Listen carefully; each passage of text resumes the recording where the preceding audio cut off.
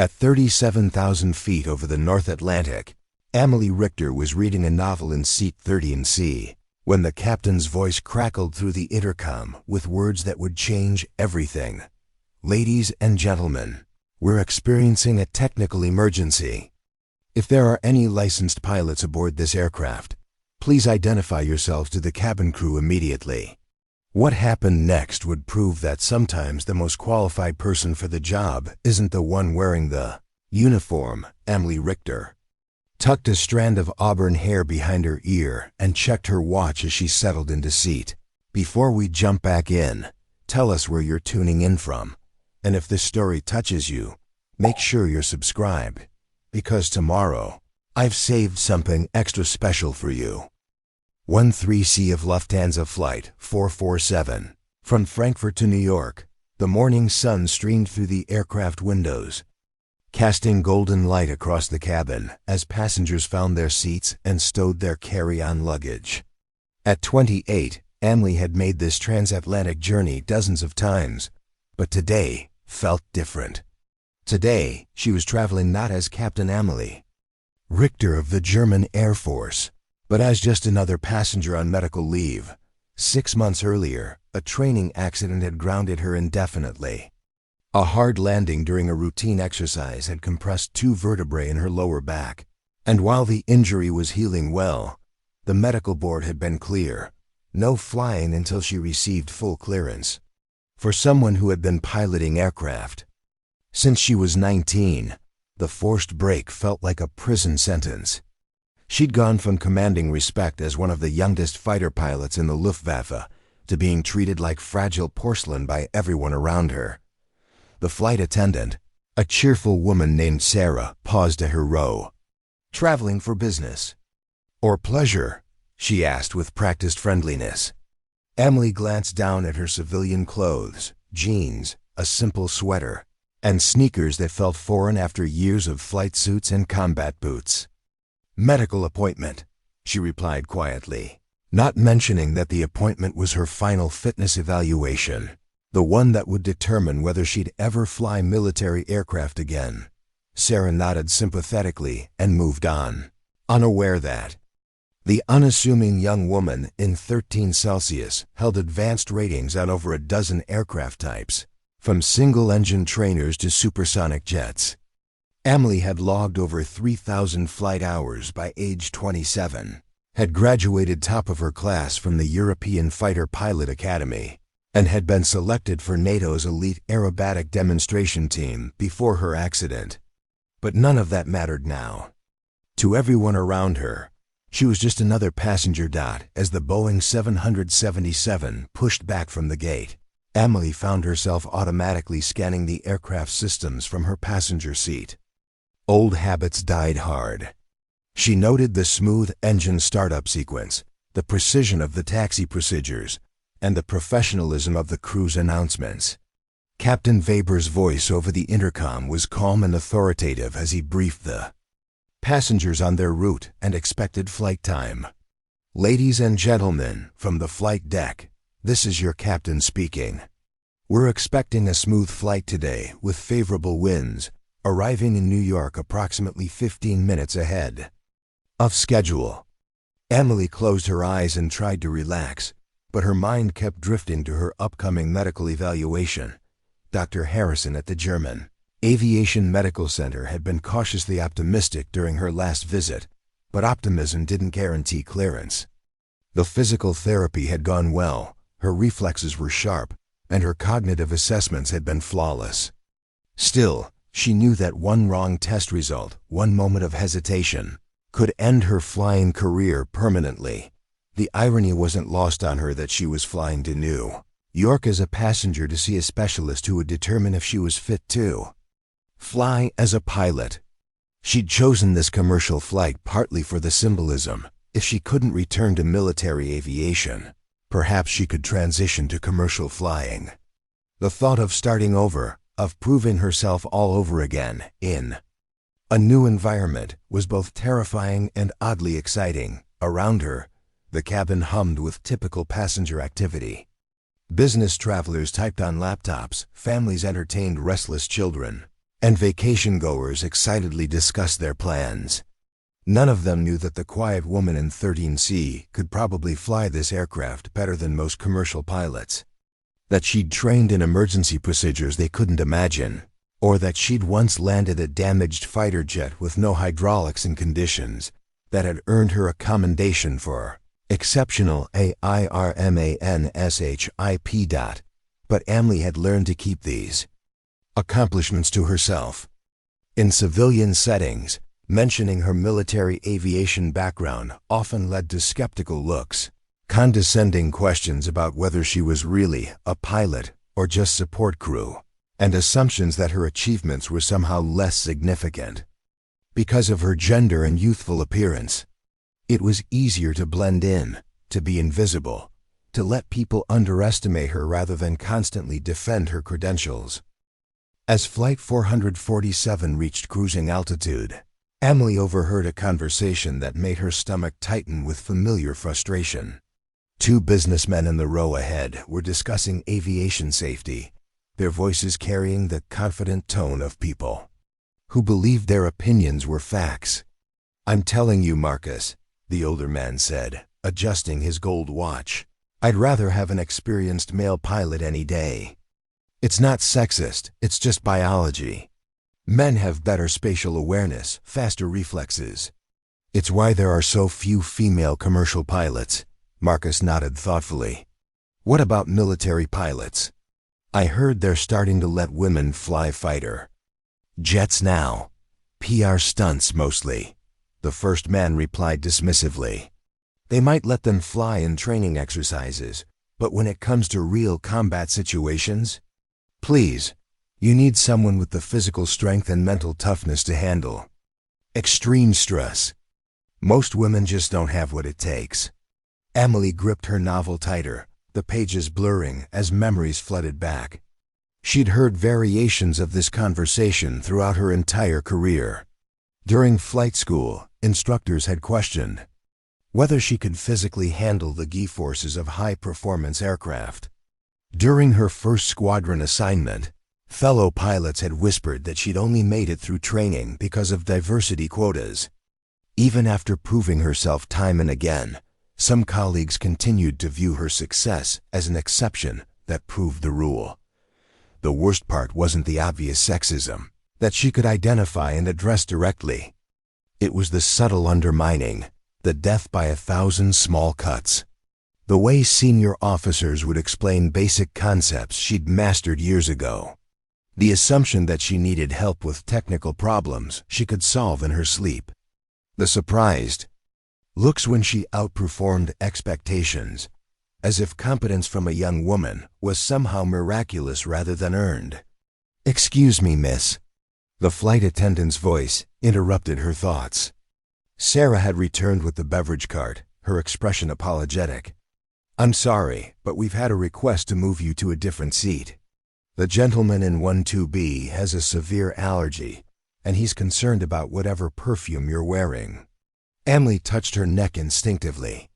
She wasn't wearing any perfume, hadn't worn any since joining the military, where such things were prohibited during flight operations. "I'm not wearing any fragrance," she said politely. Sarah looked uncomfortable. "Well, he's insisting there's something. Perhaps it's your shampoo. Would you mind terribly moving to 18F? It's still an aisle seat." The man in 12B, one of the aviation experts from the earlier conversation, turned in his seat with an expectant expression. Amelie realized this wasn't about allergies at all. It was about establishing dominance, about making the young woman accommodate his preferences simply because he felt entitled to do so. "Actually, I booked this specific seat for medical reasons," Amelie said calmly. "I have a back injury that requires the extra legroom in the exit row. I'd be happy to switch with him if he'd prefer 18F. The man's face reddened. "I paid for an upgraded seat. I shouldn't have to move because you can't follow basic hygiene protocols." "Sir," Sarah interjected nervously, "perhaps we can find another solution."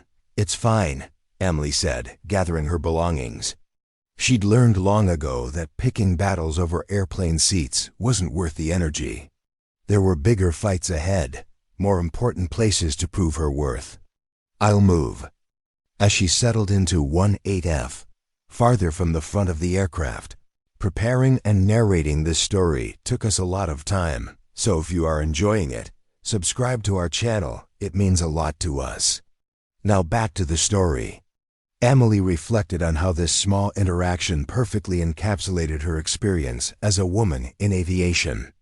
Her qualifications were questioned, her presence was treated as problematic, and when conflicts arose, she was expected to be the one who accommodated others' comfort. The flight attendants, she noticed, were all women, but they were seen as service providers rather than aviation professionals. The pilots were presumably men, their gender never questioned, their competence assumed. Amelie existed in a strange middle ground, technically qualified to be in the cockpit, but culturally expected to defer to male authority, especially when that authority came with expensive suits and confident opinions. She opened her medical file, reviewing the documentation she'd need for her appointment. Years of perfect flight evaluations, commendations for exceptional performance under pressure, and letters of recommendation from commanding officers who praised her exceptional airmanship and unshakable composure. But none of that would matter if the medical board decided that a young woman with a back injury was too risky to clear flight duty. Around her, the aircraft continued its steady progress across the Atlantic. The passengers chatted, read, or dozed, completely unaware that one of the most qualified pilots in European military aviation was sitting among them, invisible and underestimated. Amelie had spent years being told she didn't belong in cockpits, that aviation was a man's field, that her achievements were flukes or political correctness and action. In a few hours, she'd find out if the medical board agreed with those assessments, or if she'd get another chance to prove that competence had nothing to do with gender and everything to do with skill, preparation, and the courage to act when it mattered most. What none of the passengers around Amelie knew was that her 6 months of medical leave had been anything but idle. While officially grounded from flying, she had thrown herself into studying with an intensity that bordered on obsession. Her small apartment in Munich had been transformed into an aviation library, with technical manuals covering every aspect of commercial aviation stacked on every available surface. Amelie had used her forced downtime to earn her airline transport pilot license, the highest level of aircraft pilot certification. The written exams had been grueling, covering everything from advanced meteorology to complex aircraft systems, but she'd scored in the 98th percentile.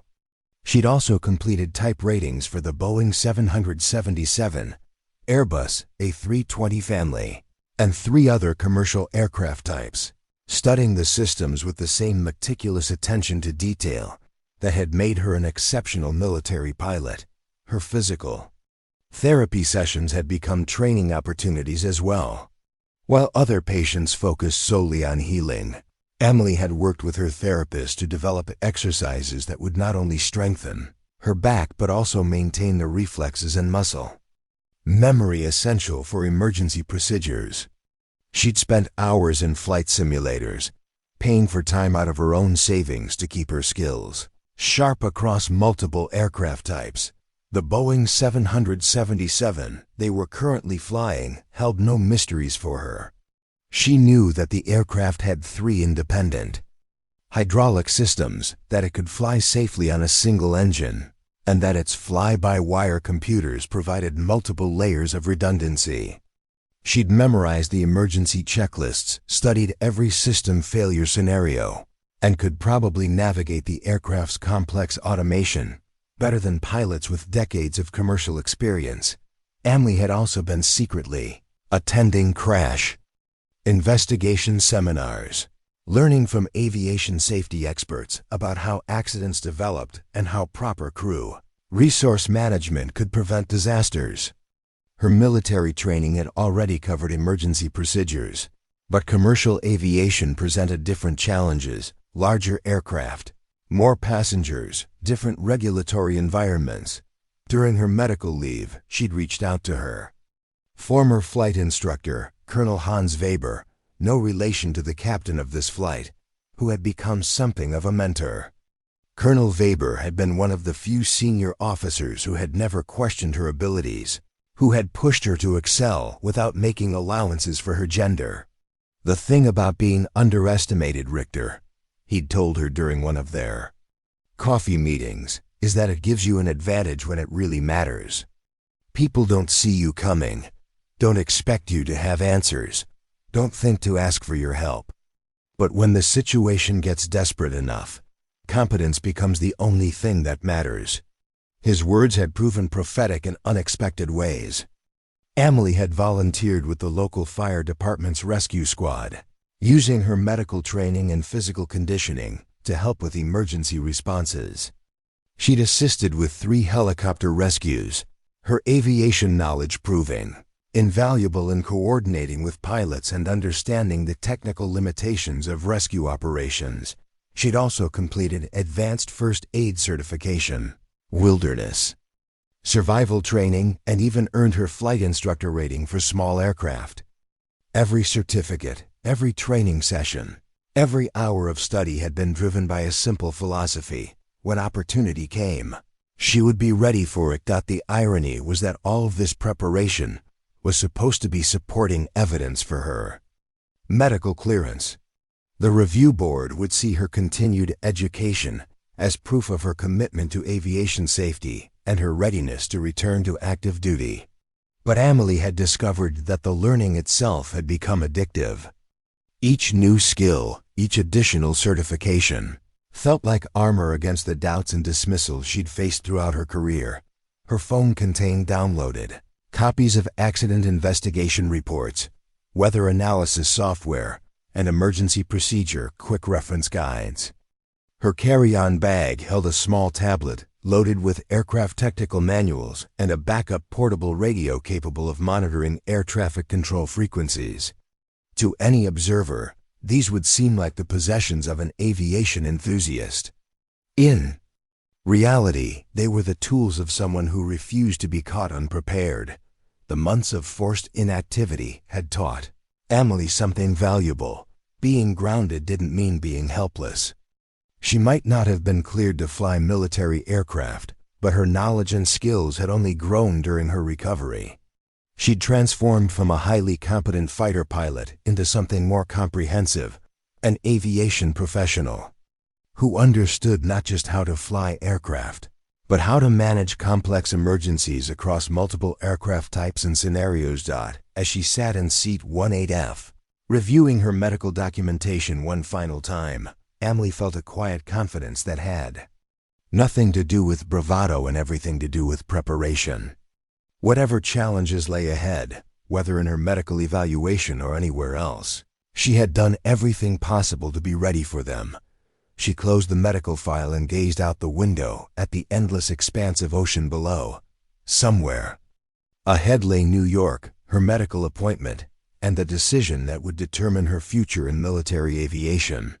But she'd learned during these months of preparation that her value as a pilot extended far beyond any single job or uniform. 3 hours into the flight, the routine tranquility of commercial aviation was exactly what Amelie had expected. The Boeing 777 hummed steadily through the clear skies, its twin engines providing the reassuring background noise that most passengers found soothing. Flight attendants moved through the cabin with practiced efficiency, serving meals and refreshing drinks while maintaining the careful choreography that made long-haul flights manageable for hundreds of people. Amelie had finished her novel and was working through a crossword puzzle when she noticed the subtle changes that most passengers would miss. The flight attendants' movements had become slightly more purposeful, their smiles a fraction more strained. Sarah passed her row twice in 5 minutes, checking something on her tablet each time. The captain hadn't made an announcement in over an hour, unusual for a flight this long. From her years of military flying, Amelie recognized the signs of a crew managing a developing situation. Nothing dramatic. Commercial aviation was designed with multiple redundancies specifically to Avoid dramatic situations, but something that required attention. She found herself unconsciously listening to the engine noise, checking for any changes in pitch or rhythm that might indicate a problem. The passenger next to her, a middle-aged businessman named Robert, had struck up a conversation earlier about his work in pharmaceutical sales. He was pleasant enough, though he'd made several assumptions about her travel being related to shopping or tourism rather than professional obligations. When she'd mentioned having a medical appointment, he'd immediately assumed it was cosmetic surgery and launched into unsolicited advice about recovery times and surgeon recommendations. "You know," Robert said, returning from the lavatory, "I've always wondered what it would be like to fly one of these things. Seems like it would be mostly autopilot these days, right? Push a few buttons and the computer does everything." Amelie smiled politely while mentally cataloging the 17 different emergency scenarios where autopilot would be useless and manual flying skills would mean the difference between life and death. "It's probably more complex than it appears," she replied diplomatically. "Maybe, but how hard can it really be? I mean, they let anyone become a pilot these days, even women." He laughed as if he'd made a clever joke rather than revealed his ignorance. "No offense, of course. I just think some jobs are naturally better suited to men, you know. Aviation, surgery, anything that requires quick decisions under pressure." Amelie had heard variations of this conversation thousands of times, but it still required conscious effort to maintain her composure.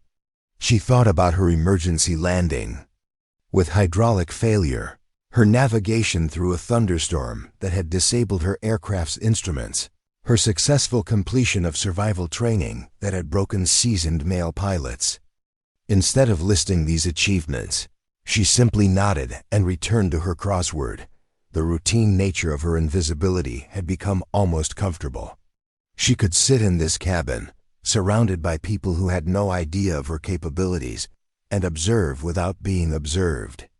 There was a strange freedom in being completely underestimated, no expectations to meet, no skepticism to overcome, no constant need to prove herself worthy of respect. Her medical appointment in New York represented a return to that world of constant evaluation. Dr. Harrison would conduct cognitive tests, physical assessments, and psychological evaluations designed to determine if she was fit to return to military aviation. Every response would be analyzed, every reaction measured against standards that seemed to shift depending on who was being evaluated. Amelie had prepared for the appointment with the same methodical approach she brought to everything else. She'd researched Dr. Harrison's background, studied the evaluation criteria, and practiced the standard tests until her responses were flawless.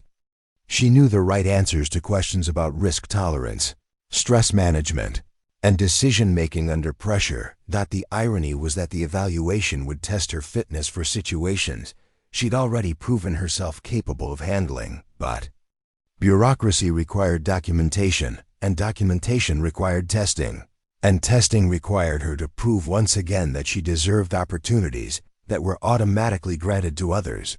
Flight 447 continued its steady progress toward New York, carrying its cargo of passengers toward their various destinations and purposes. Business travelers headed to meetings where their competence would be assumed until proven otherwise. Tourists traveling to experiences where their comfort and safety would be prioritized by systems they'd never think to question. And in seat 18F, a pilot with over 3,000 hours of flight time and more emergency training than most commercial aviators would receive in their entire careers, sat reading crossword clues, invisible to everyone around her. Her presence on the aircraft was noted only as a passenger manifest entry, her expertise reduced to medical documentation in her carry-on bag. Amelie finished the crossword and checked her watch. 4 more hours to New York, then a taxi to her hotel, a night of final preparation, and tomorrow's appointment that would determine whether she'd ever fly military aircraft again. The routine assignment of being a passenger was almost complete. She had no way of knowing that in less than 30 minutes, that routine would be shattered, and every skill she'd developed, every hour of preparation she'd completed, and every moment of being underestimated would converge into a situation where competence would be the only thing that mattered. The first sign of trouble was so subtle that only someone with Amelie's training would have noticed it. The aircraft's nose dipped slightly, just a degree or two, barely perceptible to passengers, but significant enough to indicate that the autopilot had disengaged. She felt the change through her body before her mind processed it, a shift in the aircraft's attitude that triggered instincts honed through years of flying. Then came the sound that every pilot fears, the distinct chime of a master caution. Alert from the flight deck, audible even through the cockpit door. Amelie's head snapped up from her magazine, her senses suddenly hyper-alert. Around her, passengers continued their conversations and activities, oblivious to the warning signal that had just announced a significant aircraft malfunction. The flight attendant's reaction confirmed her suspicions. Sarah and her colleagues exchanged quick glances before assuming positions throughout the cabin, their training taking over as they prepared for whatever emergency the pilots were dealing with. Their professional calm was impressive, but Amelie could see the tension in their movements, the way they secured loose items and checked passenger seat belts. Without creating alarm, Captain Weber's voice came over the intercom, his tone carefully controlled but carrying an undertone that made Amelie's stomach tighten. Ladies and gentlemen, from the flight deck, we're experiencing a minor technical issue that requires our attention. As a precautionary measure, we're beginning a descent to a lower altitude. Please ensure your seatbelts are fastened and your seatbacks are in the upright position. Minor technical issue. In aviation speak, that could mean anything from a failed light bulb to a catastrophic system failure. The fact that they were descending suggested something serious enough to require emergency procedures. Amelie's military training automatically kicked in, her mind running through possibilities: engine failure, pressurization loss, fire warning, hydraulic problems. The descent was steeper than normal for a routine altitude change. Amelie estimated they were losing altitude at nearly 3,000 feet per minute. Not an emergency descent, but certainly more aggressive than passenger comfort would normally dictate. Her ears popped from the rapid altitude change, and she noticed other passengers beginning to look concerned. Robert, the pharmaceutical salesman, gripped his armrest. "Is this normal?" he asked, his earlier confidence about aviation completely evaporated. Should the plane be dropping this fast? Before Amelie could respond, the aircraft shuddered slightly, followed by a change in engine noise that sent ice through her veins. The left engine's pitch had shifted, its sound becoming irregular. She closed her eyes and listened carefully, her trained ear parsing the audio signatures that could indicate anything from a minor malfunction to an impending engine failure. The flight attendants were now moving through the cabin with obvious urgency, checking that passengers were secured and emergency equipment was accessible. Sarah paused at Amelie's row, her professional smile unable to hide the concern in her eyes. "Everything's going to be fine," she said, the standard reassurance that flight attendants were trained to provide. "The pilots are just taking some precautionary measures." Amelie nodded, but her mind was racing through emergency procedures for twin-engine aircraft. If they were dealing with an engine problem over the middle of the Atlantic, their options were limited. The nearest suitable airport was probably Gander in Newfoundland, still over 2 hours away at their current speed. But with one engine potentially compromised, their range and performance capabilities would be significantly reduced. The captain's voice returned, and this time the underlying tension was unmistakable. "Flight attendants, please take your seats and prepare for possible turbulence." The phrase "prepare for possible turbulence" was aviation code for "we're dealing with something serious and need you secured in case we have to make emergency maneuvers." That's when Amelie heard the words that would change everything. Ladies and gentlemen, we're experiencing a technical emergency that requires additional expertise. If there are any licensed pilots aboard this aircraft, please identify yourselves. To the cabin crew immediately. We repeat, if there are any licensed pilots on board, please make yourselves known to the flight attendants. The cabin fell silent except for the irregular rhythm of the left engine. Amelie's heart hammered against her ribs as the implications hit her. Commercial pilots didn't ask for passenger assistance unless they were facing a situation beyond their normal capabilities. This wasn't a minor technical issue. This was a genuine emergency that required all available expertise. Around her, passengers looked at each other with growing alarm.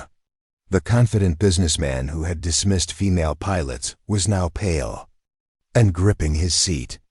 Other travelers whispered nervously, their routine flight having suddenly transformed into something potentially life-threatening. Sarah appeared at Amelie's row, her eyes scanning the passengers with barely concealed desperation. "Is anyone here a pilot?" she asked, her voice professional but urgent. "We really need to know if there are any pilots on board." Amelie felt the weight of 300 lives pressing down on her. Her medical clearance was still pending. She was technically a passenger, not crew. She had no official authority on this aircraft. But she also had more emergency flying experience than most commercial pilots would accumulate in their entire careers. The aircraft shuddered again, more violently this time, and she heard the distinct sound of the left engine spooling down. Engine failure over the Atlantic, with the nearest runway hours away and weather conditions unknown. Every instinct told her to remain seated, to let the professional crew handle their emergency, to avoid the complications that would inevitably follow if she revealed her identity. But as she listened to the increasingly irregular engine noise and felt the aircraft's slight yaw as the pilots compensated for asymmetric thrust, she realized that this was exactly the moment her months of preparation had been leading toward. The first sign of trouble was so subtle that only someone with Amelie's training would have noticed it. The aircraft's nose dipped slightly, just a degree or two, barely perceptible to passengers, but significant enough to indicate that the autopilot had disengaged.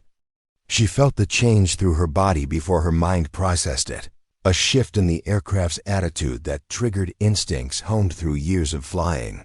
Then came the sound that every pilot fears, the distinct chime of a master caution. Alert from the flight deck, audible even through the cockpit door. Amelie's head snapped up from her magazine, her senses suddenly hyper-alert. Around her, passengers continued their conversations and activities, oblivious to the warning signal that had just announced a significant aircraft malfunction. The flight attendant's reaction confirmed her suspicions. Sarah and her colleagues exchanged quick glances before assuming positions throughout the cabin, their training taking over as they prepared for whatever emergency the pilots were dealing with.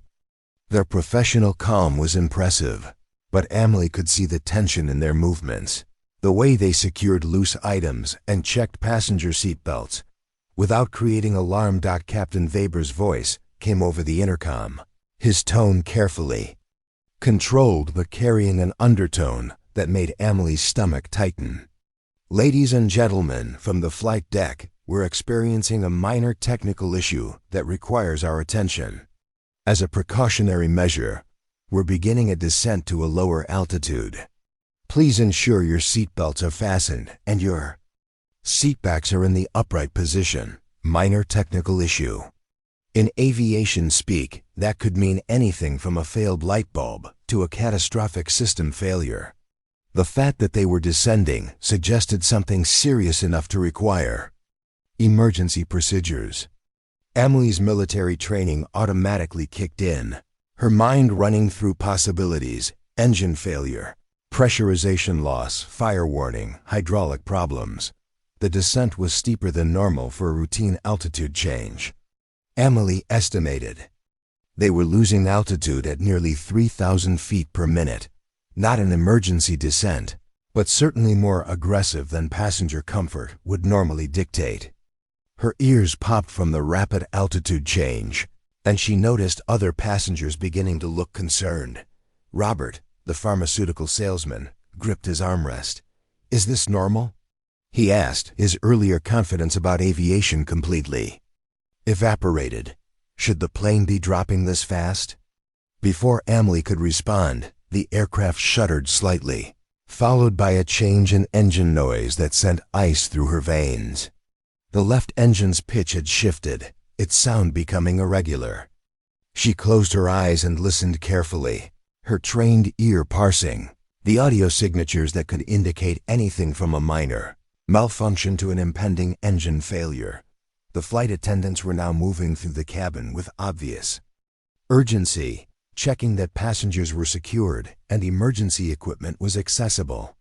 Sarah paused at Amelie's row, her professional smile unable to hide the concern in her eyes.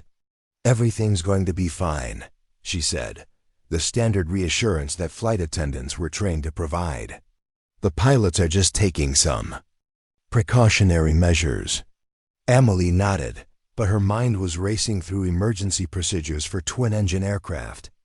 If they were dealing with an engine problem over the middle of the Atlantic, their options were limited. The nearest suitable airport was probably Gander in Newfoundland, still over 2 hours away at their current speed. But with one engine potentially compromised, their range and performance capabilities would be significantly reduced. The captain's voice returned, and this time the underlying tension was unmistakable. "Flight attendants, please take your seats and prepare for possible turbulence." The phrase "prepare for possible turbulence" was aviation code for "we're dealing with something serious and need you secured in case we have to make emergency maneuvers." That's when Amelie heard the words that would change everything. "Ladies and gentlemen, we're experiencing a technical emergency that requires additional expertise. If there are any licensed pilots aboard this aircraft, please identify yourselves to the cabin crew immediately. We repeat, if there are any licensed pilots on board, please make yourselves known to the flight attendants." The cabin fell silent except for the irregular rhythm of the left engine.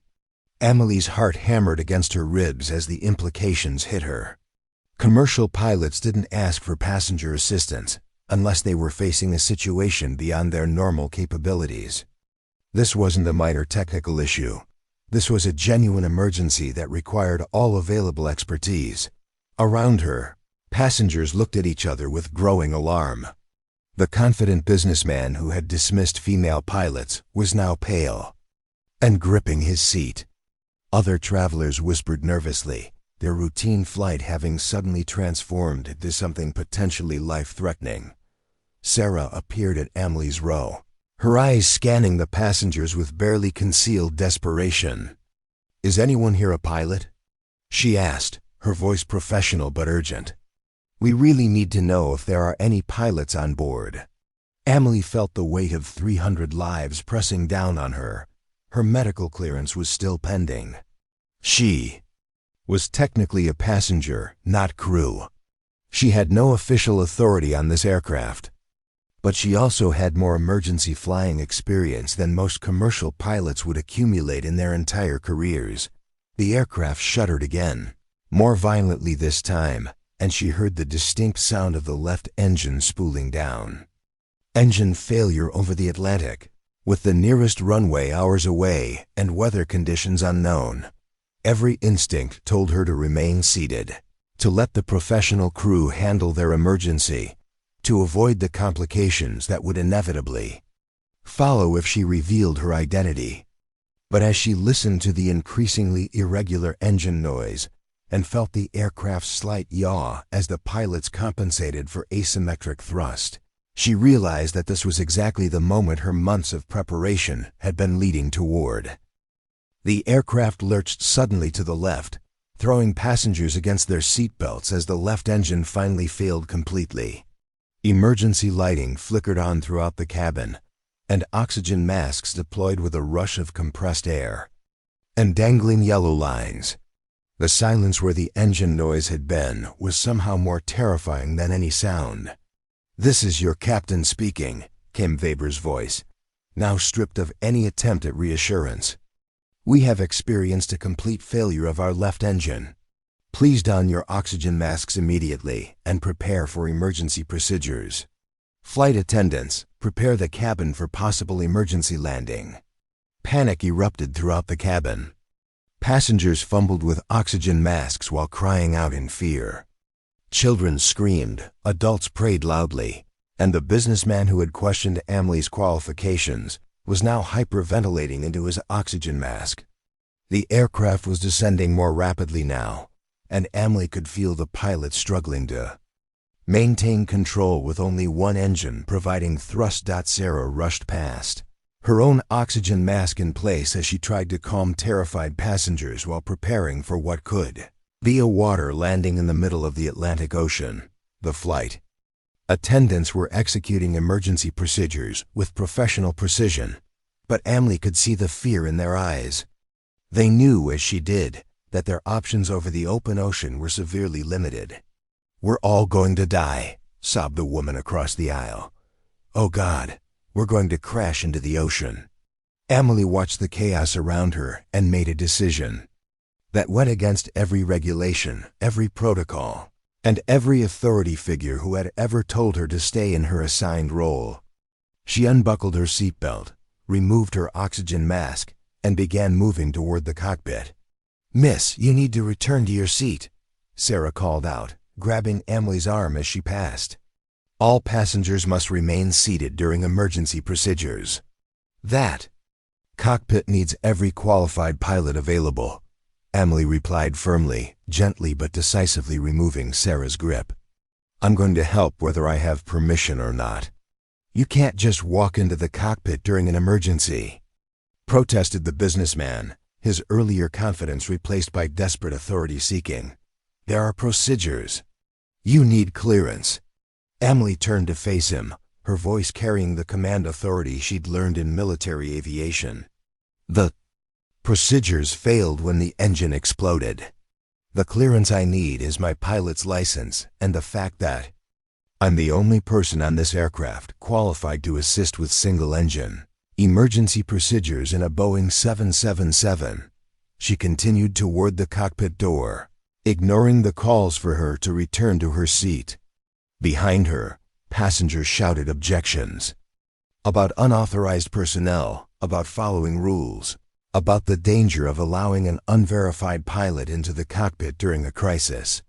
Their fear had transformed into a desperate need to control something, anything, even if that meant preventing potentially life-saving assistance. At the cockpit door, Amelie knocked firmly using the standard pilot identification pattern. 3 short knocks, pause, 2 long knocks. It was a signal that would immediately identify her as someone with aviation training, rather than a panicked passenger trying to force entry. The door opened slightly, revealing First Officer Klaus Brennan, his face pale but focused. "Are you the pilot from the cabin?" he asked quickly. "Captain Amelie Richter, German Air Force, Boeing 777 type, rated with emergency procedure certification. What's your status?" Brennan's relief was visible. "Captain Weber, we have the military pilot at the door." "Send her in," came Weber's voice from the pilot's seat. "We need all the help we can get." As Amelie entered the cockpit, she was immediately struck by the controlled chaos of an aviation emergency in progress. Warning lights illuminated multiple system failures, alarms chimed constantly, and both pilots were working through emergency checklists while trying to maintain aircraft control. The left engine display showed complete failure, and she could see on the navigation screen that they were still over 400 nautical miles from the nearest suitable airport. "What happened?" she asked, taking the observer seat behind the pilots, and immediately scanning the instrument displays. "Catastrophic engine failure," Weber replied without taking his eyes off his instruments. "We lost the left engine completely, but it also took out hydraulic system A and damaged the electrical system. We're flying on backup power and limited hydraulic pressure." Amelie's heart sank. This wasn't just an engine failure, it was a Cascade of systems failures that created exactly the kind of scenario that required maximum expertise and experience. Single-engine flight was challenging enough, but with compromised hydraulics and electrical systems, they were facing one of the most dangerous situations in commercial aviation. Distance to nearest suitable airport? She asked her military training taking over as she assessed their tactical situation. Gander is 380 nautals northeast, but with our current fuel consumption and single-engine performance, it's going to be very close, Brennan replied. We're also dealing with headwinds that weren't in the forecast. Amelie studied the navigation display and fuel calculations, her mind automatically running through the performance limitations of a Boeing 777 operating on one engine with system failures. The mathematics were unforgiving. They might not have enough fuel to reach any airport, which meant their only option could be a controlled water landing in the Atlantic. Have you declared an emergency and requested emergency descent clearance? She asked. Emergency declared, but we're having communication problems, Weber replied grimly. The electrical damage affected our primary radio systems. We're on backup. Communications only. The situation was deteriorating rapidly. They were flying a crippled aircraft with limited communications over the middle of the ocean, with hundreds of passengers whose survival depended on decisions that would be made in the next few minutes. And behind them, those same passengers were probably still arguing about whether Amelie belonged in this cockpit. She had made her unauthorized decision to act, and now there was no turning back. First priority is getting our communications fully operational, Amelie said, settling into the observer seat and pulling out her tablet. Without reliable contact with air traffic control, we can't coordinate emergency services or get updated weather at potential landing sites. Captain Weber glanced back at her with a mixture of relief and uncertainty. What's your experience with Boeing 777 emergency procedures? I've completed full simulator training for catastrophic failures, including single-engine approaches and water landing procedures, Amelie replied, her fingers already working on her tablet's aviation apps. But I need to understand exactly what systems we've lost and what backup capabilities we still have. The cockpit was cramped with 3 people, and every surface was covered with emergency checklists, navigation charts, and backup instruments. Warning alarms continued to sound intermittently, creating an audio environment that would overwhelm most people but felt familiar too. Amelie from her military emergency training. First Officer Brennan was working through the engine failure checklist, his movements precise but visibly strained. Hydraulic System A is completely offline, he reported. System B is operating but showing reduced pressure. System C appears normal, but we're monitoring for any degradation. Amelie consulted her tablet, which contained detailed technical manuals for the Boeing 777's hydraulic systems. With systems A and B compromised, you're going to have reduced control authority and no backup for system C. That means any further hydraulic failure could make the aircraft uncontrollable. That's what we're afraid of, Weber admitted grimly. We're also showing anomalies in the fuel system. The engine failure may have damaged fuel lines, which could explain why our consumption calculations aren't matching expected performance. The mathematics of their situation were becoming increasingly dire. Amelie pulled up fuel consumption charts on her tablet, cross-referencing them with single-engine performance data and wind conditions. At current consumption rates, you have maybe 40 minutes of fuel remaining when you reach Gander, assuming no further complications. And if we can't land at Gander, Brennan asked. Then we're looking at a water landing scenario, Amelie replied quietly, the words carrying the weight of 298 lives. Have you briefed the cabin crew on water survival procedures? Before Weber could answer, the cockpit door opened and Sarah appeared, her face flushed with exertion and stress. Captain, I'm sorry to interrupt, but we're having problems in the cabin, Some passengers are demanding that the unauthorized pilot be removed from the cockpit. They're saying it's against regulations, and that you're putting everyone at risk by allowing her access to flight controls. Amelie felt a familiar knot of frustration in her stomach. Even as they faced a potentially catastrophic emergency, passengers were more concerned about her presence in the cockpit than about the expertise she might provide.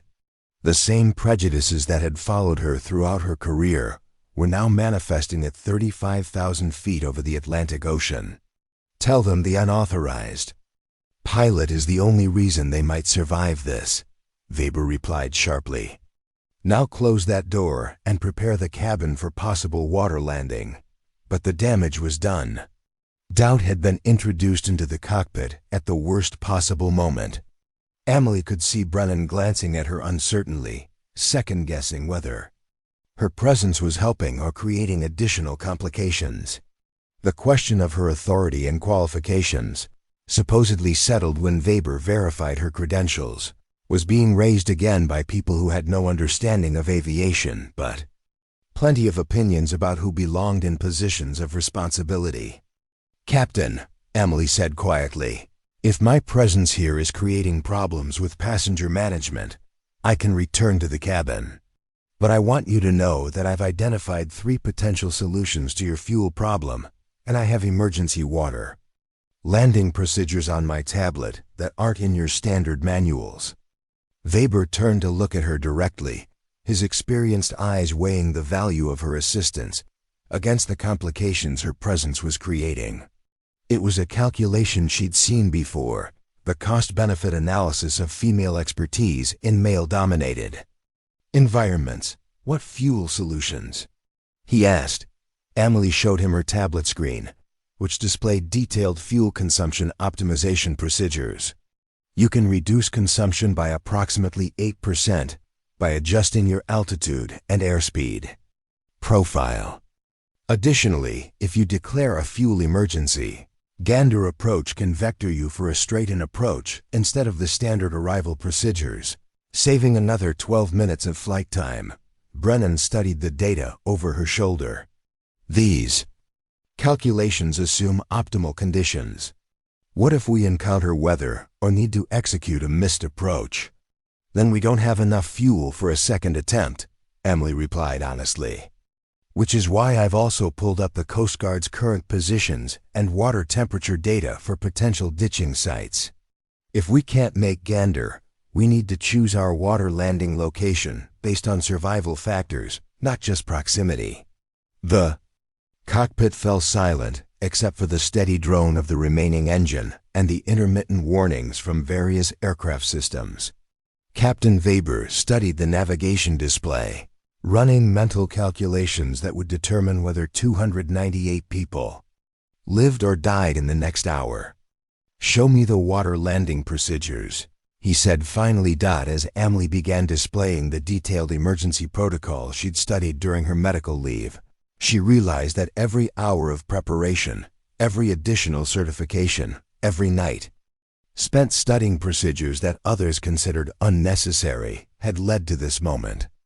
The obstacles and doubts surrounding her presence in the cockpit were irrelevant compared to the expertise she could provide, but she also knew that if they didn't survive the next hour, her unauthorized decision to enter the cockpit would be blamed for the failure, regardless of the technical realities of their situation. Success would vindicate her actions, but failure would condemn them, and her, permanently. The aircraft flew on through the afternoon sky, carrying its cargo of frightened passengers toward an uncertain future that would be determined by decisions made in a cramped cockpit where expertise mattered more than prejudice, and preparation counted more than permission. "Gander approach. This is Lufthansa 447 declaring a fuel emergency," Captain Weber transmitted over the repaired radio system.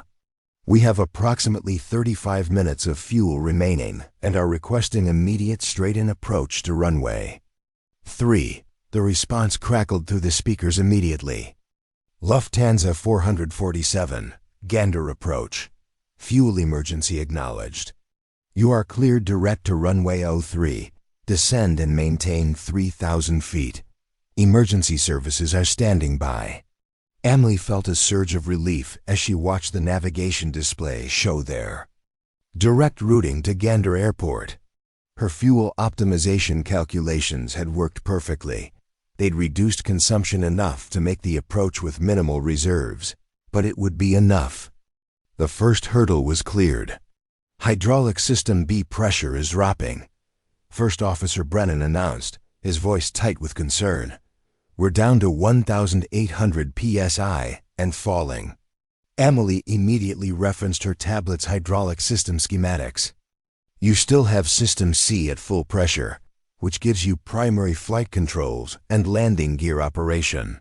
System B failure will eliminate your backup controls and some secondary systems, but the aircraft remains controllable. What about landing procedures with only one hydraulic system? Weber asked, his hands steady on the controls despite the mounting pressure. I've got the single hydraulic system approach checklist ready, Amelie replied, reading from her tablet. You'll need to configure early for landing because you won't have normal backup systems to make corrections. Approach speed should be increased by 10 knots to account for reduced control authority. As they descended through 10,000 feet, Amelie could see Gander Airport ahead, a welcome sight of concrete runways and emergency vehicles positioned for their arrival. But the approach would be the most challenging part of their emergency. Landing a Boeing 777 with one engine and minimal hydraulic systems required precision that left no margin for error. Lufthansa 447, you're cleared for straight-in approach runway 03. Wind is 080 at 15 knots. Visibility 10 miles, ceiling 3,000 feet. Emergency equipment is in position.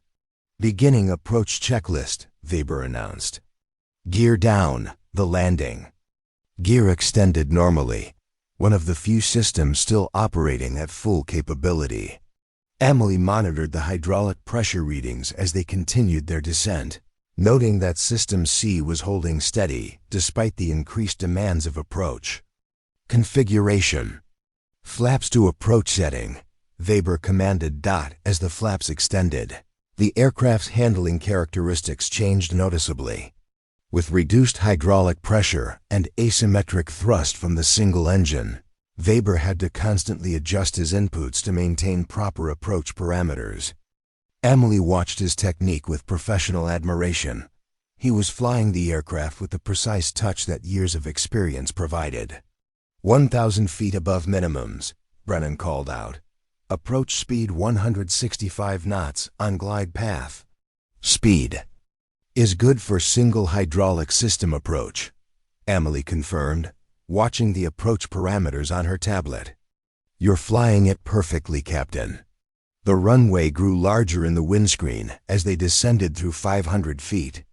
Emergency vehicles were visible along both sides of the runway, their red and blue lights creating a corridor of safety for their arrival. Amelie had helped coordinate similar emergency landings during her military service, but never as a participant in the actual approach. 100 feet, Brennan announced. Speed 160, sync rate 700 feet per minute. Flare, Weber commanded. Himself, pulling back gently on the controls to arrest their descent. The aircraft responded more sluggishly than normal due to the hydraulic limitations, but Weber compensated expertly. The main landing gear touched down with a firm but controlled impact, and Weber immediately deployed the speed brakes and reverse thrust on the remaining engine. The aircraft tracked straight down the runway centerline despite the asymmetric forces trying to pull them to the left. Touchdown, Lufthansa 447, came the tower controller's voice. Emergency vehicles are rolling. Taxi to the emergency parking area when able. Applause erupted from the cabin behind them. Passengers who had spent the last hour fearing for their lives, suddenly celebrating their survival. Amelie felt tears in her eyes as the reality of their successful landing hit her. They had faced a potentially catastrophic emergency and brought 298 people safely to the ground. Outstanding work, Captain, she said to Weber, who was now taxiing slowly toward the emergency parking area where fire trucks and ambulances waited. "I couldn't have done it without your assistance," Weber replied, turning to look at her directly. "Your fuel calculations, hydraulic system expertise, and approach procedures made the difference between success and disaster." First Officer Brennan nodded in agreement. "When we first lost the engine, I thought we were looking at a water landing. Scenario: your knowledge of the aircraft systems and emergency procedures gave us options we didn't know we had." As the aircraft came to a complete stop and Weber shut down the remaining engine, Amelie reflected on the journey that had brought her to this moment. 6 months ago, she'd been grounded due to a back injury, told she might never fly again. Today, she'd helped save nearly 300 lives, using skills and knowledge that others had questioned and dismissed. The cockpit door opened and Sarah appeared, her face beaming with relief and gratitude. "Captain, the passengers are asking about the pilot who helped with the emergency. They want to thank her."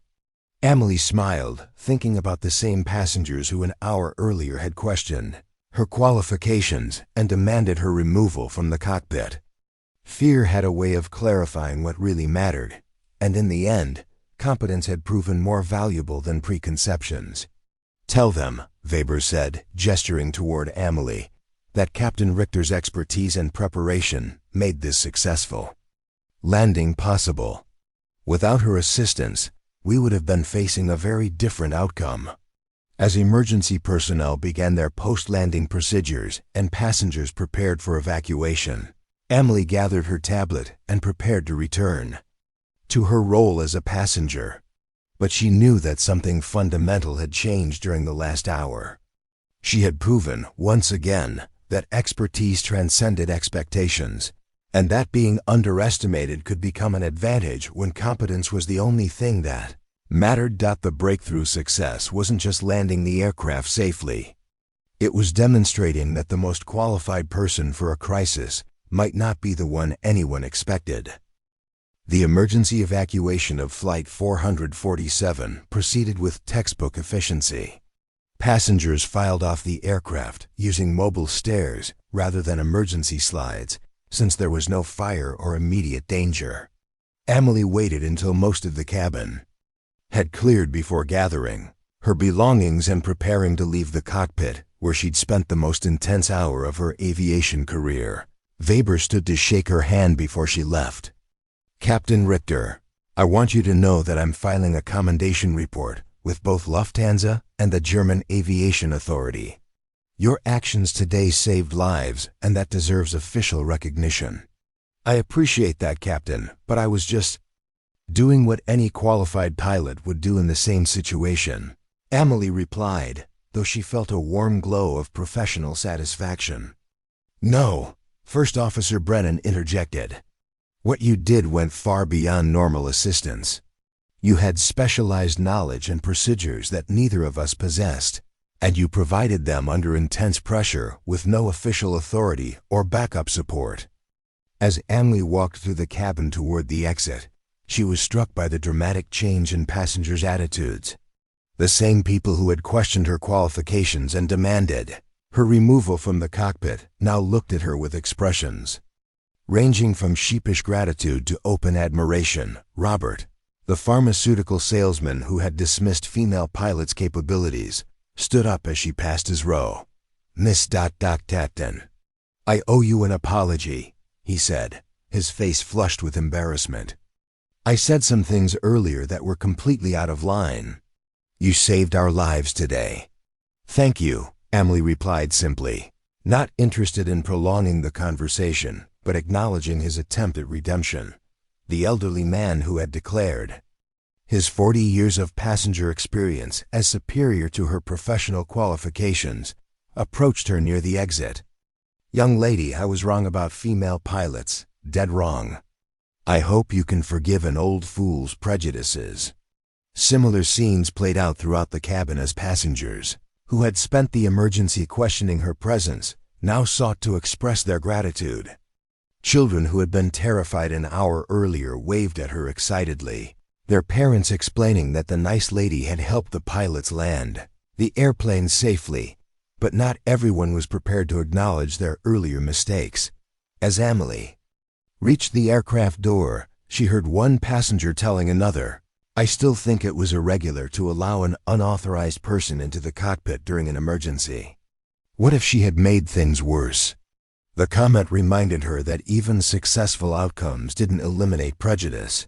They just forced it underground or into hypothetical scenarios where critics could maintain their positions without confronting evidence. Outside the aircraft, Gander Airport had transformed into a controlled chaos of emergency response. Fire trucks surrounded the Boeing 777, their crews inspecting the failed engine and checking for potential hazards. Ambulances stood ready for any passengers requiring medical attention. Though remarkably, no one had been injured during the emergency. Media crews were already setting up equipment, having caught wind of the dramatic emergency landing. Amelie could see reporters interviewing passengers, their cameras capturing testimony about the flight that had nearly ended in disaster over the Atlantic Ocean. Airport officials approached her as she descended the mobile stairs. "Captain Richter, I'm Director Matthews from Gander Airport Operations. We understand you provided assistance during the emergency. We'll need a statement for our incident report." "Of course," Amelie replied, though she wondered how her unauthorized entry into the cockpit would be characterized in official documentation. "There's also a representative from Transport Canada who would like to speak with you, and the German consul has been notified of your involvement as a German military officer." The wheels of bureaucracy were already turning, transforming her split-second decision to help into a complex administrative matter that would require careful handling. Amelie realized that the successful outcome, while gratifying, had also created complications that would follow her for weeks or months. As she waited in the airport terminal for processing and debriefing, Amelie's phone began receiving calls and messages. Word of the emergency had reached her military superiors, her medical review board, and aviation authorities in Germany. The incident that had started as a routine passenger flight was becoming an international case study in aviation emergency response. Dr. Harrison's office called to postpone her medical evaluation, explaining that her involvement in a commercial aviation emergency required additional review before her military flight status could be determined. The irony wasn't lost on her. She had demonstrated exceptional aviation competence under pressure, but that demonstration might actually complicate her return to military flying. Her squadron commander, Colonel Weber, still no relation to the Lufthansa captain, reached her by phone within hours. "Richter, what the hell happened up there? I'm getting calls from aviation authorities, media outlets, and half the German Air Force wanting to know how one of my grounded pilots ended up co-piloting an emergency landing. Sir, I responded to a request for assistance during a genuine emergency. I used my training and qualifications to help save lives. And I'm proud of you for that," Colonel Weber replied.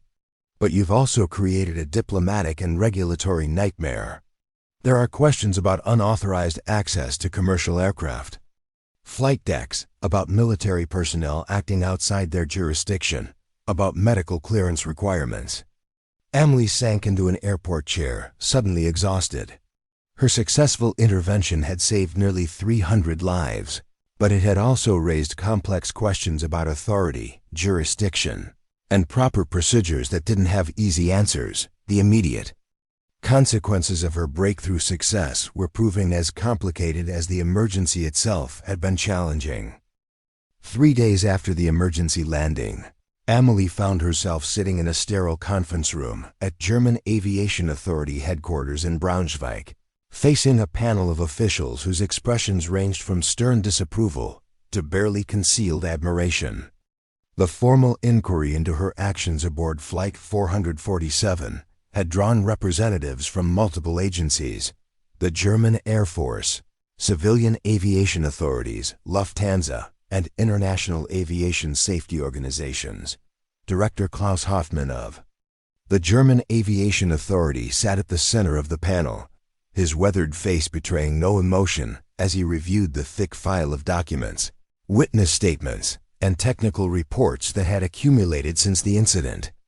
"Captain Richter," he began, his voice carrying the weight of official procedure, "you are here because your actions aboard Lufthansa Flight 447 raise serious questions about aviation safety protocols, unauthorized access to commercial aircraft, flight decks, and the proper boundaries of military personnel involvement in civilian emergencies." Amelie sat straight in her chair, her military posture instinctive despite wearing civilian clothes. "I understand the concerns, sir. I'm prepared to answer any questions about my actions." "Let's start with the fundamental issue," interjected Dr. Maria Schneider from the Aviation Medical Review Board. "You were on medical leave with a pending fitness evaluation. Your flight status was suspended, yet you took actions that constituted piloting an aircraft. How do you justify operating outside your medical clearance?" The question cut to the heart of Amelie's situation. "Dr. Schneider, I provided technical consultation and system expertise to qualified pilots during an emergency. I did not assume flight controls or pilot duties. My medical restriction was against serving as pilot in command of military aircraft, not against providing emergency assistance using my aviation knowledge." "That's a very fine distinction," replied Colonel Franz Weber from Air Force Personnel Command. "You entered a commercial aircraft cockpit without authorization during an emergency, while your own fitness for flight duties was under review. Some would call that reckless disregard for proper procedures." Amelie felt the familiar weight of institutional skepticism, but this time it carried the potential to end her career permanently.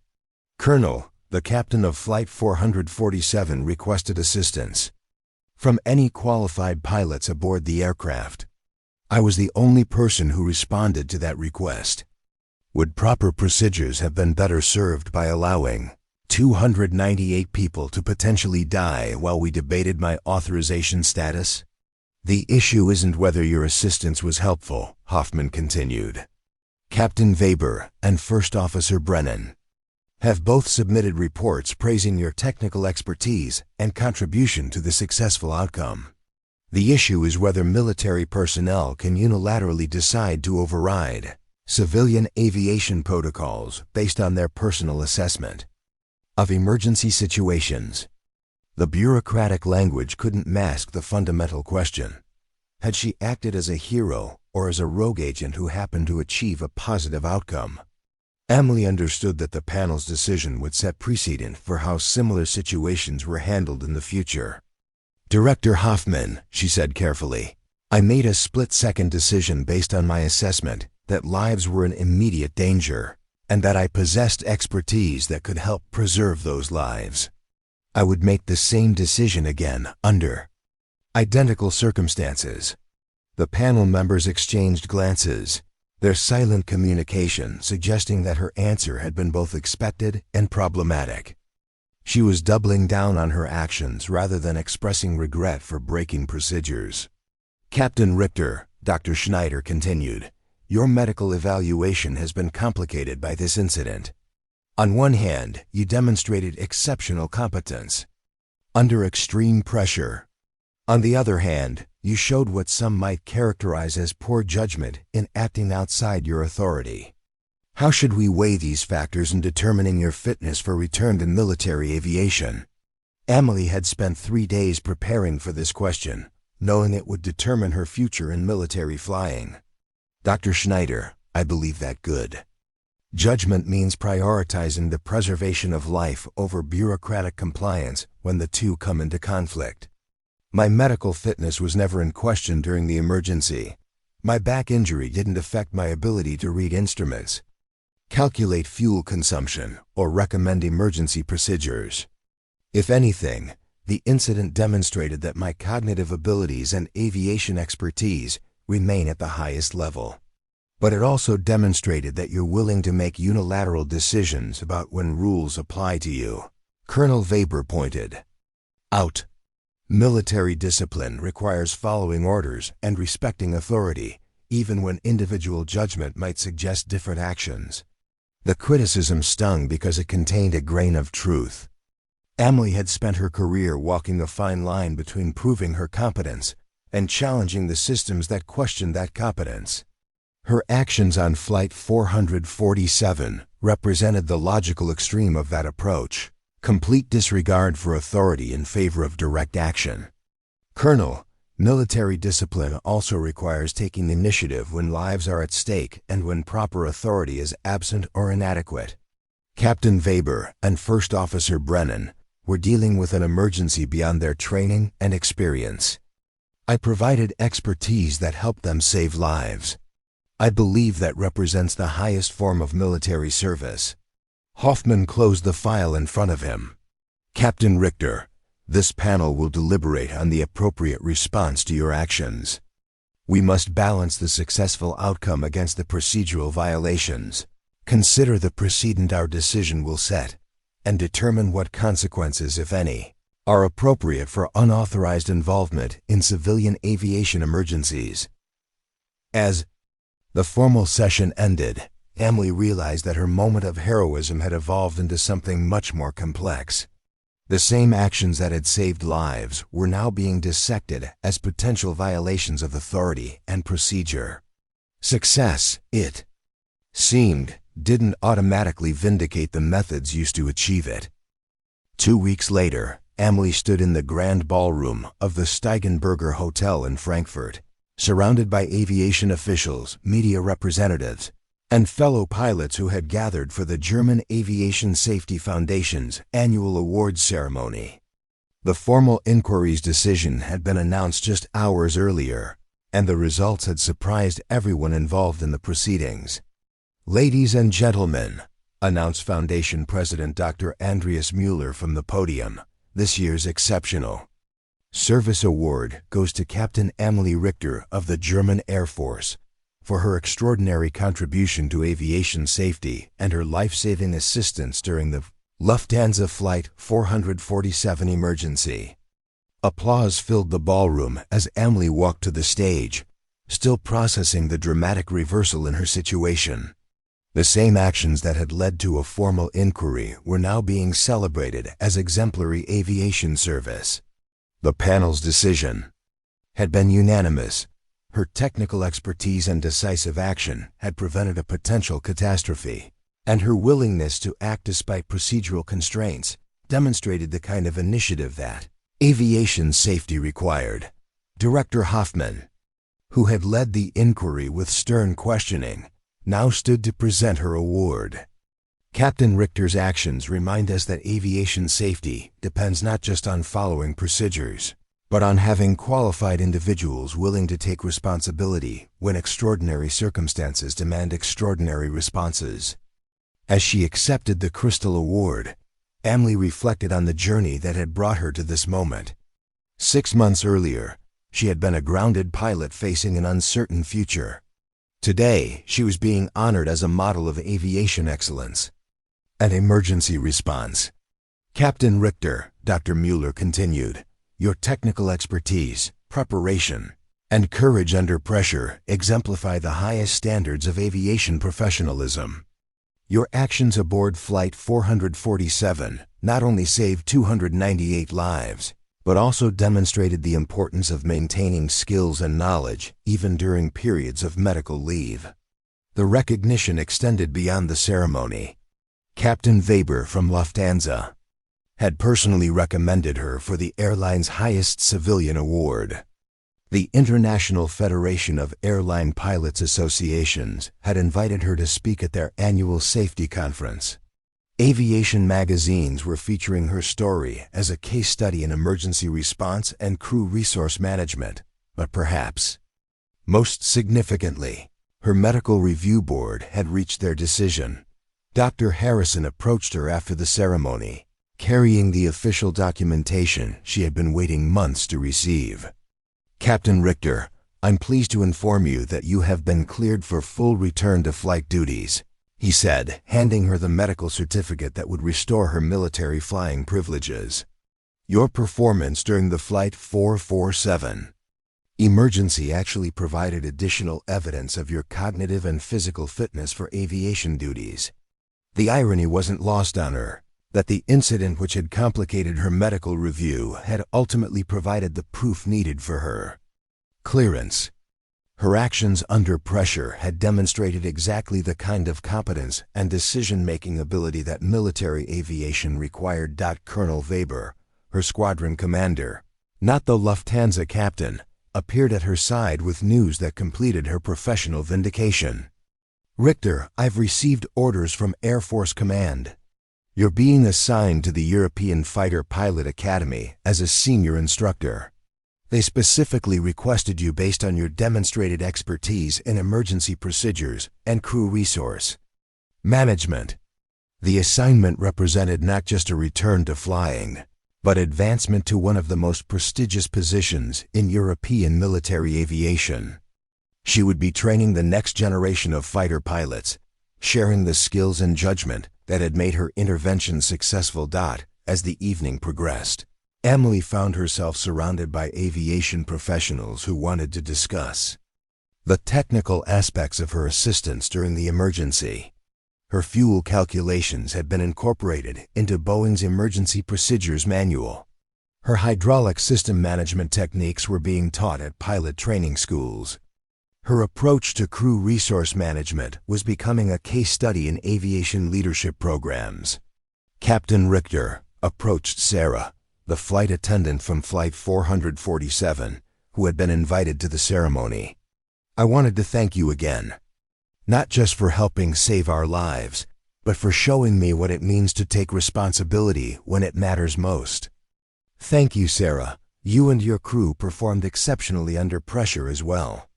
The passengers who questioned your qualifications that day," Sarah continued with a slight smile, "several of them have written letters to Lufthansa praising your expertise and apologizing for their initial reactions.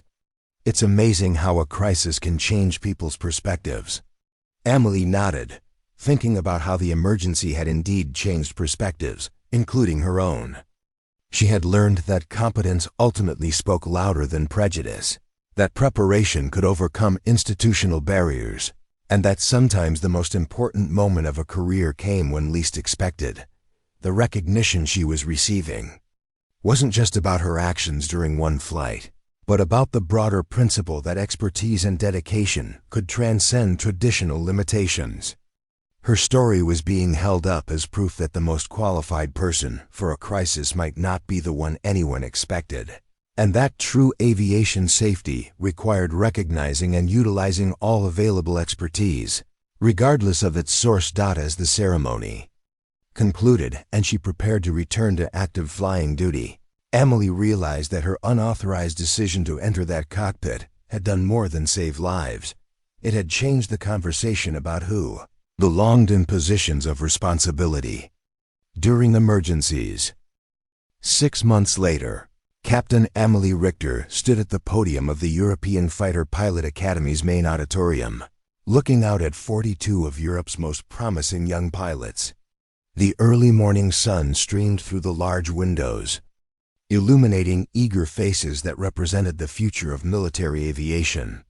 Her students came from 12 different countries, and remarkably, nearly half were women, a dramatic change from the male-dominated classes of previous years. "Today we're going to discuss decision-making under pressure," Amelie began, her voice carrying the authority that came from proven expertise rather than assigned rank. "Specifically, how to balance procedural compliance with mission requirements when the two come into conflict." Her transformation from grounded pilot to senior instructor had been remarkable even by military aviation standards. The European Fighter Pilot Academy had specifically requested her assignment after her intervention on Flight 447 became a case study in aviation emergency response. Her unique combination of technical expertise, real-world emergency experience, and demonstrated leadership under pressure made her invaluable as an instructor. "Can anyone tell me," she continued, "what's more important during an emergency, following established procedures or achieving the desired outcome?" A young pilot from the Netherlands raised her hand. Ma'am, I would think achieving the outcome is most important, since that's what procedures are designed to accomplish. Interesting perspective, Amelie replied. Anyone disagree? A German pilot responded immediately. Following procedures is crucial because they're based on extensive testing and experience. Deviating from procedures introduces unknown risks. Both answers have merit, Amelie said, walking closer to her students. But let me share a scenario where this balance becomes critical. She proceeded to describe the Flight 447 emergency in detail, though she didn't initially identify herself as the passenger who had provided assistance. Her students listened with rapt attention as she outlined the technical failures, the fuel calculations, the hydraulic system problems, and the decision-making process that had led to a successful outcome.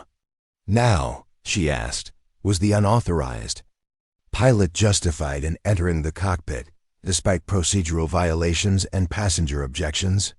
The discussion that followed was exactly what Amelie had hoped for.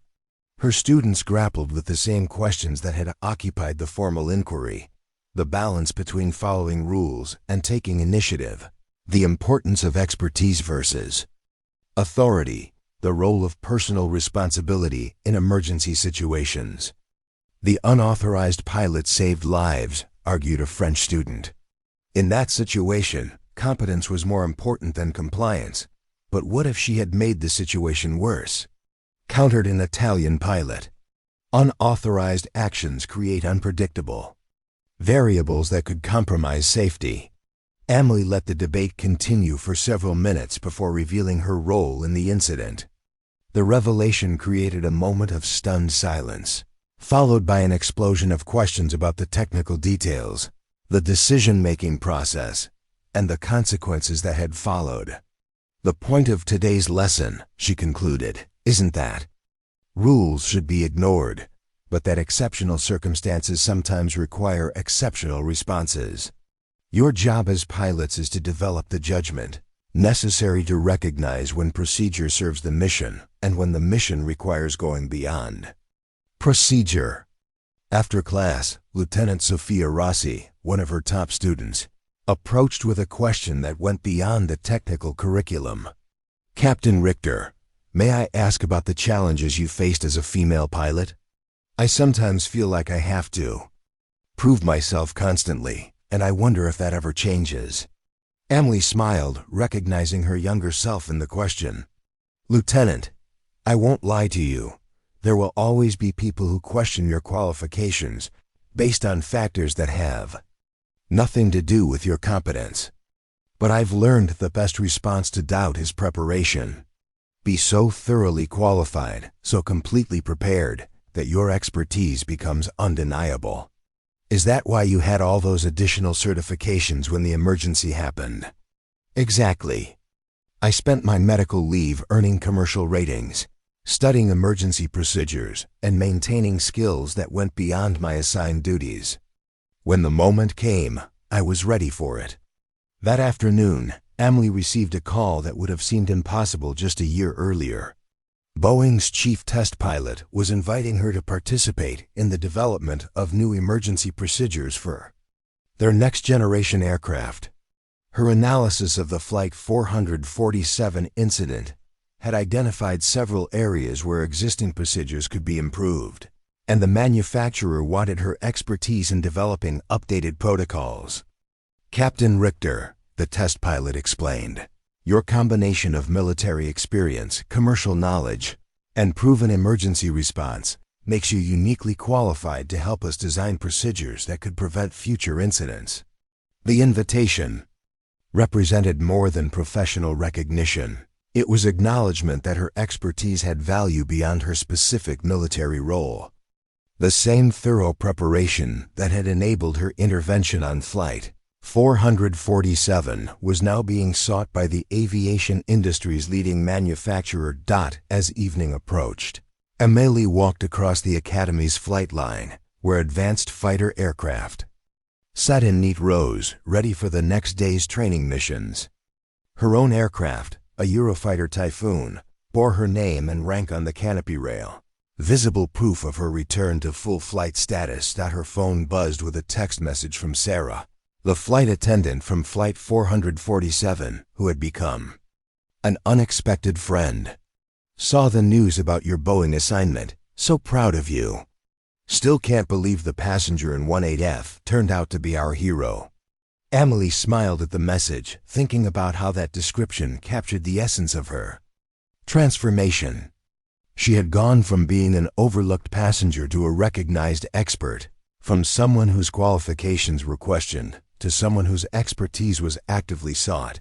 But perhaps more importantly, her story had become proof that competence could transcend expectations, that preparation could overcome prejudice, and that the most qualified person for a crisis might be the one no one expected.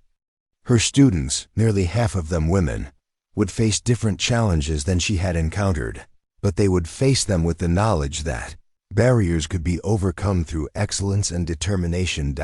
As she headed home from another day of training Europe's future fighter pilots, Amelie reflected on the journey that had brought her from seat 18F to this moment. The unauthorized decision to enter a cockpit during an emergency had led not just to saving lives, but to transforming her career and inspiring others to push beyond the limitations that others might try to impose. Sometimes, she had learned, the most important call sign wasn't the one air traffic control used to identify your aircraft. It was the one you earned by proving that expertise, courage, and preparation could make all the difference when it mattered most. The transformation was complete, but the mission continued. Up next, you've got 2 more standout stories right on your screen. If this one hit the mark, you won't want to pass these up. Just click and check them out. And don't forget to subscribe and turn on the notification bell so you don't miss any upload from us.